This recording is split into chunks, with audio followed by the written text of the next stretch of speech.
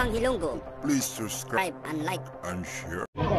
Di ba nung may kapangyarihan pa, nag-usap kami ni Argel, nung may kapangyarihan pa ang NFA na bumili ng bigas, ng palay sa ating mga masasaka at magbenta ng bigas, hindi ba mura ang NFA rice? Di ba? Abot kaya na maski sa Maynila, inahanap nila NFA rice, hindi ba? Gano'n naman na yan.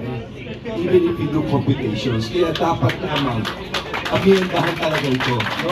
Napakasimple kasi nangyari na eh. Nangyari na eh. Ayun, ito. Yan yung golden age before ng NFA.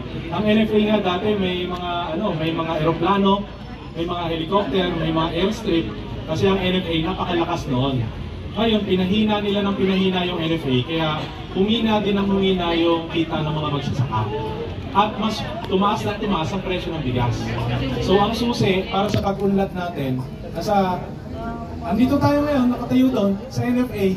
So ito yung susi, nandito tayo maupo ngayon. Kaya kailangan natin itong palakasin para yung mga nandito sa NFA ngayon, yung mga sila pumunta ng buhay. Kaya parang siguro may dahilan kung bakit dito tayo nag-meeting ngayon. Kasi ito talaga yung pinaka-symbol ng magsasaka ng palay ng Pilipinas, ang NFA. So dapat pong palakasin natin. Salamat po. Senator, last two questions po, isang national at isang local. Sa local po, DWJJ, sa national, PTV4. Magandang umaga po, Senador. Ang tanong ko po, yung binanggit niyo po kanina na wala pala ako ng DWJJ. Nabanggit po niyo kanina na magkaroon ng scholar, yung mga bata na anak namin tataka. Napakaganda pong programa po niyo. Yung po nilagay ng mga magtataka siguro sa buong Pilipinas. Sana po ay talagang gawin po natin at napakaganda programa po nito. Ang pangalawang tanong ko po, paano pong kikita ang magtataka? Magkano presyo talaga para kumita ang magtataka natin ng mga palay po natin? Okay, yung una-una, no? Meron kasi tayo mga state university at mga tech po.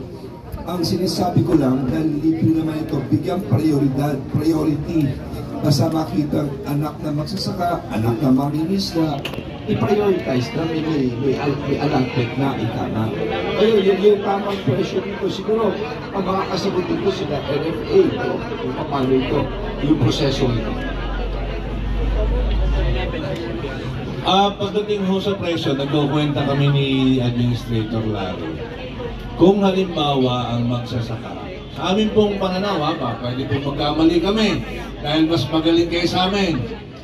Ang tingin ho namin, pagka ang basa, yung sinasabi nating fresh, ay huwag kayo magagalit, ha? Talaga ho yung 15 medyo mahina ang kita. Medyo mahina. Pero mag-18 kaya, pwede na kaya yan. Kahirap yung kami tatanungin ninyo, mas alam ninyo eh. Ang 18, pwede na. Eh, pag 20, mas maaari. Opo! Diba? Ibig sabihin, hindi na tayo maghahanap pa na masyadong mataas. Yung totohanan lang. Yung totohanan. At pagka 18, 20! ayos ninyo. Pero, sa presyong yun, ay matutuyo ng 22. Halimbawa, magtuyo. 26! Oo. Ay di kaya ang bigas mo niyan, takbo na ng 40 sa palengke. 35 kaya na. So, kaya na yan. So, kumagay, malaki ang pwede. Pero mahirap naman magsasabi ako sa inyo ng anong tamang presyo sa inyo. Yung magagalit naman kayo sa akin. Okay na magsabi.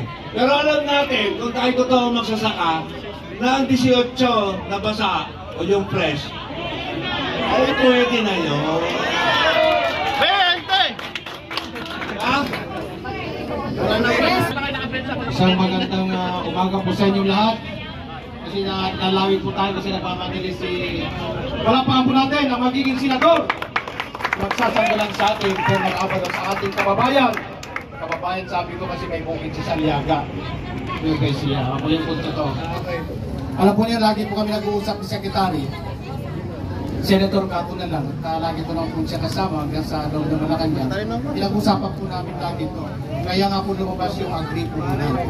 Bilang taga-pangulo po ninyo, at lahat naman po kayo ay siniservisyon namin at patubig, isa lang po ang hinihiling natin sa ating mga magiging pambabatas, lalo na kung manalo. Kaya sigurado naman ang panalo ng ating mahal na senador. Ito po yung gagawin po natin. Ang lagi kong sinasabi sa mga committee hearing sa Congress and Senate. Butil na itatanim po natin hanggang sanihin tayong mag-market, tayong gigiling. Bigas na ibebenta po natin online yung magsasaka. Suportahan lang po tayo. Suportahan lang po tayo ng gobyerno.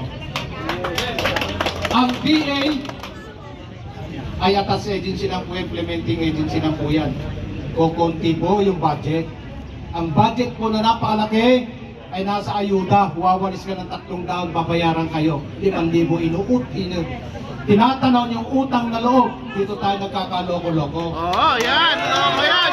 Sila lang Ngayon lang yan. sa convergence meeting, nakarap si Secretary, si Yosek Perez, alam po sinasabi, pagdating si Tupat ka nila Bindari. yan.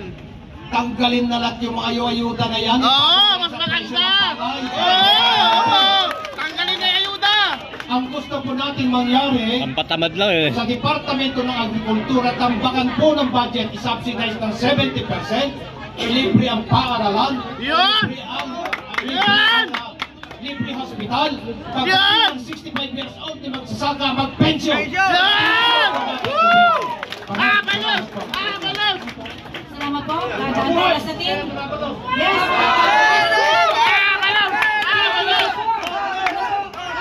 Opo. Last question, PTV, for standby po yung Gimba.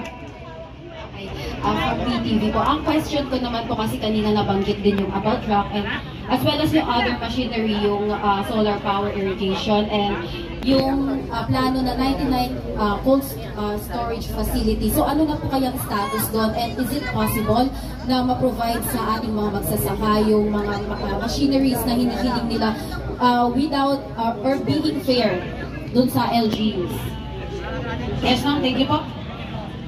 Ang isa sa mga dahilan kung bakit mababa ang presyo ng palay na magsasaka, pag minsan, pag nabasa. Kaya mahalaga talaga yung drying facility. At doon dapat lagyan ng pamahalaan ng pondo, yung matuyo ang palay. Kapag ka ang palay ay nabasa at umitim, nagiging 12 ang presyo. Diba? Nakaranas kayo niya. Dadating na ang tag-ulan. Yan ang problema natin. Kaya yun po ang unahin natin. Pangalawa, yung makinarya. Mahal po kasi ang, malaki po kasi ang tulong kung mechanized, mas mabilis ay magtrabaho. Para magsasaka natin, hindi masyadong sabihin na natin bali ang likod.